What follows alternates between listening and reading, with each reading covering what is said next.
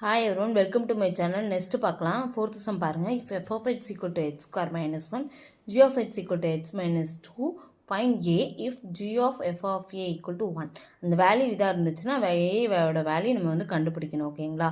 இப்போ வந்து என்ன அப்படின்னா நமக்கு given கொடுத்துட்டாங்க. என்ன அப்படின்னா g of f of a equal to 1 given கொடுத்தாச்சு. இப்போ இதை நான் அப்படியே எடுத்து எழுதியிருக்கேன்.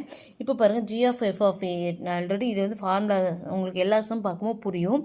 g of f of a equal to 1. அப்போ f of a என்ன வேல்யூ h square minus 1. ஹெச்க்கு பதில் a வேல்யூ அப்ளை பண்ணிக்கிறதுனால a square minus 1. g என்ன வேல்யூ இப்போ இந்த h minus 2 வேல்யூவில் அப்ளை பண்ண போகிறோம்.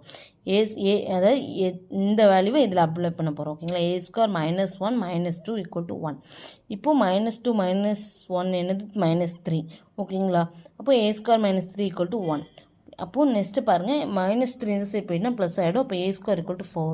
இப்போ ஸ்கொயர் ரூட் எடுத்திங்கன்னா ப்ளஸ் ஆர் மைனஸ் 2 உள்ளதாங்க ஏவோட வேல்யூ நமக்கு கிடச்சிச்சு. ஓகேங்களா? தேங்க்யூ.